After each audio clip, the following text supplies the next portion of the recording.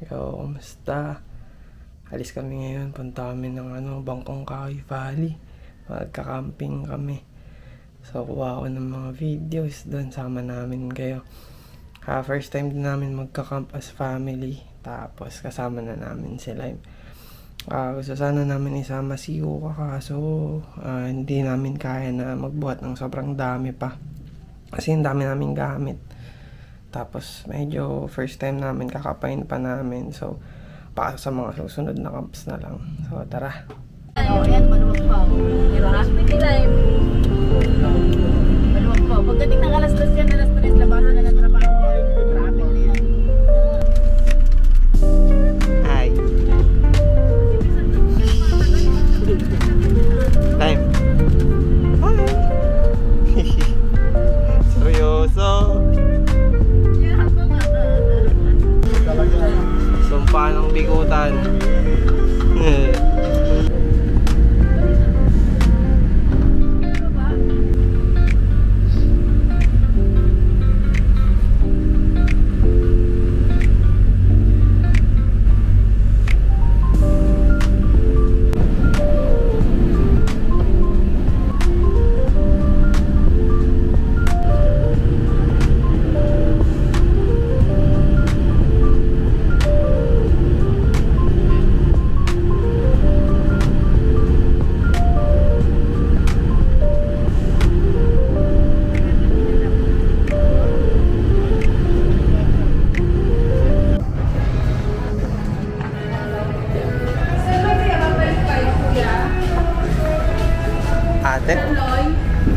Anong discount po? Meron po kayong ibang ATM dito? Bukod dito? Yan lang po. Oh, thank you po.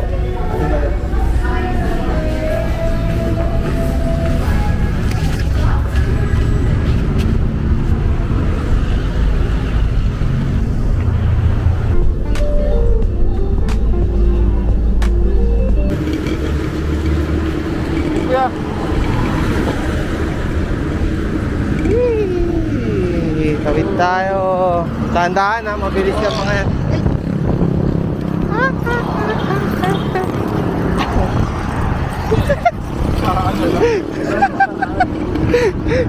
Ako pa. Hindi, yung sombrero yung nangin eh. Sira na kasi yung lock na ito eh.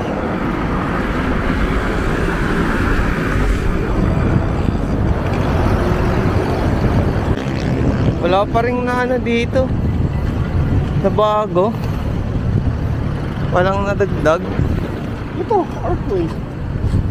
Hindi, parang nung pumunta kami dyan, nandyan na yan. Ako nga din, hindi pa kami nag-lunch. Ito ang pagkain. I-withdraw lang ako. Inisip ko nga kung mag-hotdog ako, hotdog na rin yung kakainin bukas. Bili pa pala tayong soft drinks na malaki.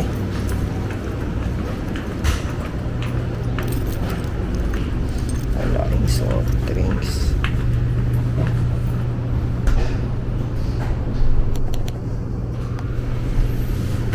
Parang Coke. Tiyan.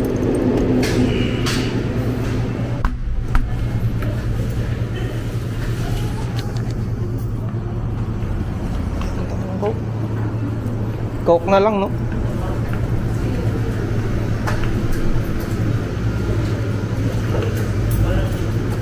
Ano pa kaya?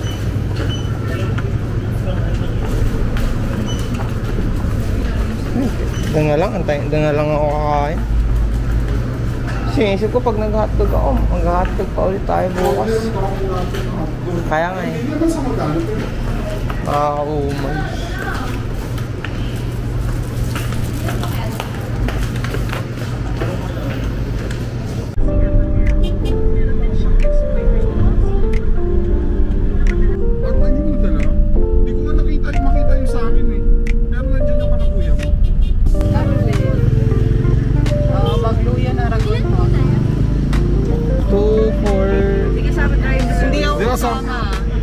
Anim lang ata kami.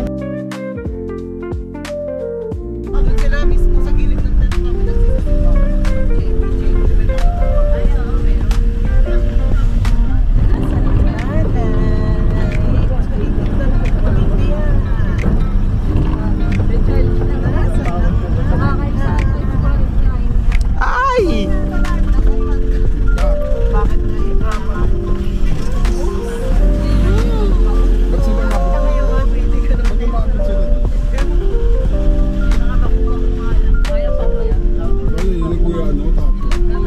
Oo, siguro. Bubuhin ko na yung temp doon. Dapat si Isa maiwan ka din sa maiwan. Oo, dito na kami sa bundok. Para mag-tent na kami. Kasi yung tutuloy namin, yung bahay dito na may... Ayan o.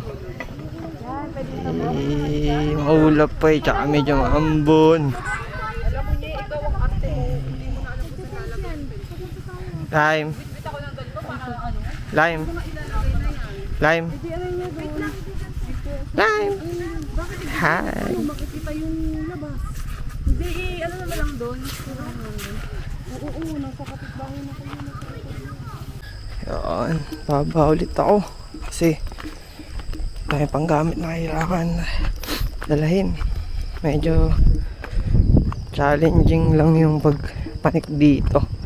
Kasi pag madami kang dala, tapos hindi kaya ng service or sasakyan na pumanik dito, kailangan nyo talaga maglakad.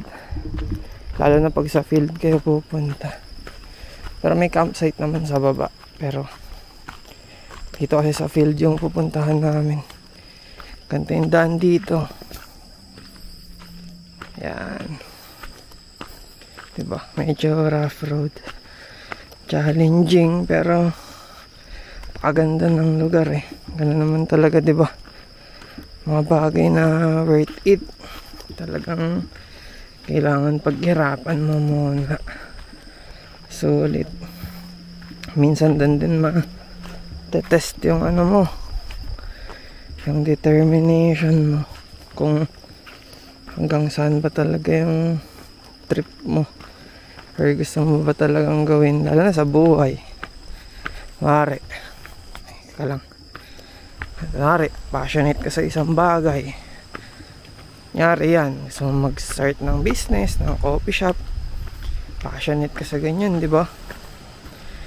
Pero matetest ka ng mga trials and challenges along the way, kung hanggang saan ba yung passion, hanggang saan ba yung determination, hanggang saan ka ba niyan dadalhin. Kasi madaming challenges sa pagbe-business, hindi lang siya basta pagtitimpla ng kape, ganyan, ganito.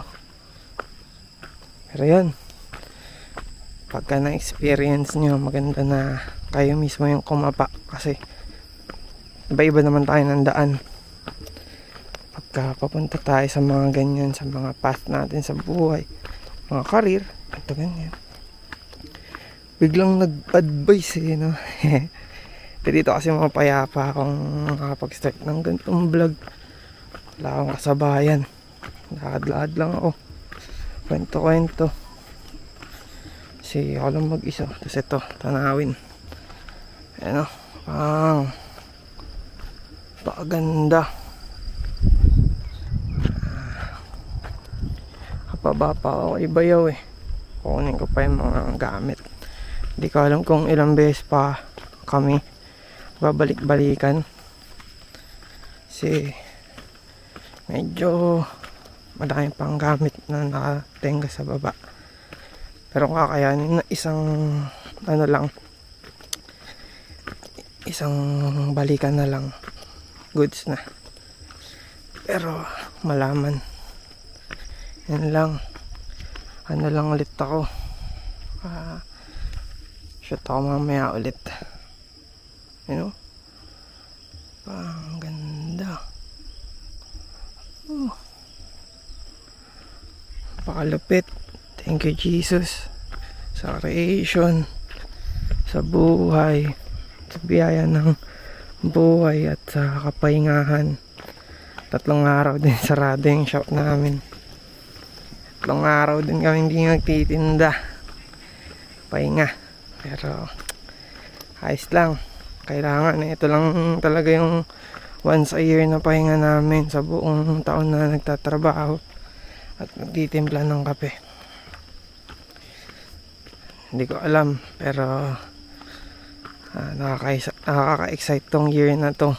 Yan, kasi yun nga, nag-start kami ng events. Yan, matagal na namin siyang pinagpaplanuhan. Kaso nadi-discourage ako dahil nga wala kaming sasakyan wala kaming service. Iniisip ko paano namin transport yung pang events. Pero may mga third party naman na pwede for delivery. Tsaka pagdasal natin palagi kay Lord na gabayan niya yung ano natin, yung diskarte natin na to. So yun lang. See you ulit mamaya. Peace. Oh, you know, ang ganda ng tutok ng araw. Dito na ako sa pwesto namin ni Kuya. Kaso ang dami pa pala nito. Yun, oh. Pinauna ko na siya kasi may mga bitbitin pa siya. Nabawasan na yan, bali. So magtatawag pa kami isang rest back. Bababa pa siya ng isang beses. So, magtatawag pa siya ng isang rest back. Kain mo na ako, mama. Nagugutom na kasi ako eh. Naubos na yung energy ko. Salamat sa lugar na to. Nakapag-vlog ako ng ganito kasi nahihiya ako magkausap sa camera eh. Dati natatawa ako sa ganito eh. Sabi ko dati parang ewan na nakakausap yung camera. Ang awkward. Yung pala ano, mahirap siya gawin. Sorry sa judgment. Solid kayo. So, tignan nyo. Bundok. Parang zoom. Saan ko yan? Sana maganda reglo.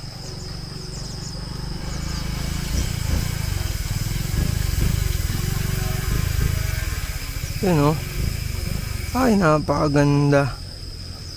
Talaga naman. Babalik-balikan.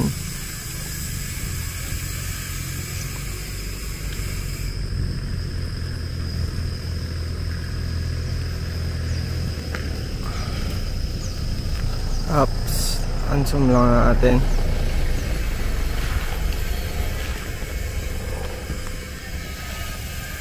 Tayo dito. Napakaganda napakaganda nito. Napakaganda dito sa sa lugar na to. Bangkong Kahoy Valley. Dito lang sa May Dolores. Ang awkward pala, nagkwento ako, makain ako. Sorry. Parang 3 years na yata kaming papabalik-balik dito. Once a year kami pumapanik. Pangatlong beses na namin.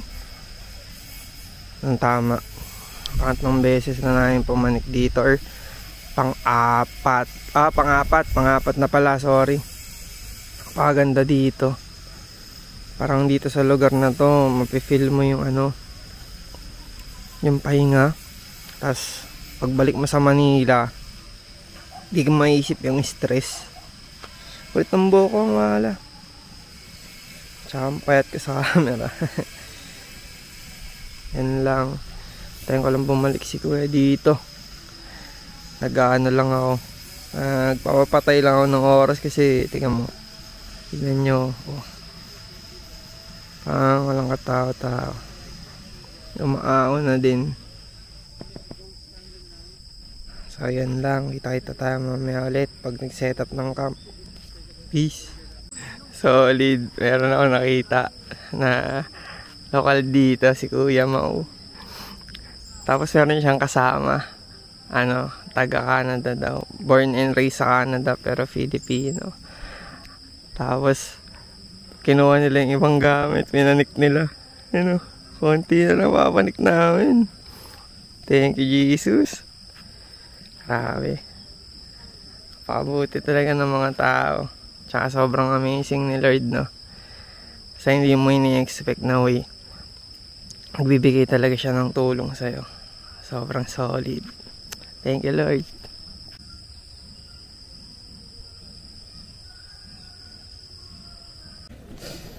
Kaso bukas sila natin yan.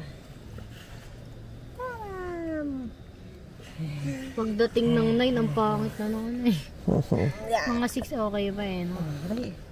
Pag ganun kaaga, pwede tayong maglibot sa baba. Picture natin, dadala ko dapat sila.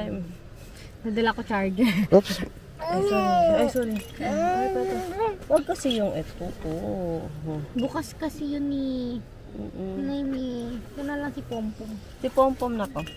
Yaya. Ayun na naman. Lay mo, lukot si nanay ah. Lukot mo si nanay ah. Lay mo, luk mo. Uy, Mingming oh. Mingming oh.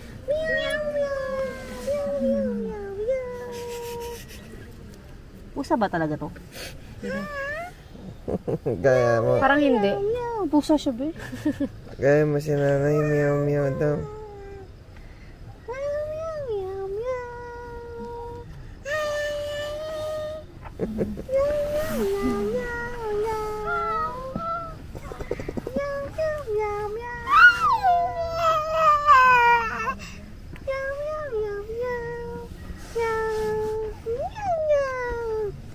Ang sabi ng cat? Sabi ng cat. Hi, Lime. Ikaw nga. Ay, ka. Wow, meow meow. Ay, ganay. Hi, lukat tatay, oh. Lukat tatay. Ilaw talaga. Nye. Cute nga. Ang cute talaga yun. Hi. Oh, wag mo kunin. Masisira yung ano yun. Ang ganyan siya, yun. Bakit kayo? Kasi nang usap yung ano. Ayun, parang ulan. Ay, wag yan. Parang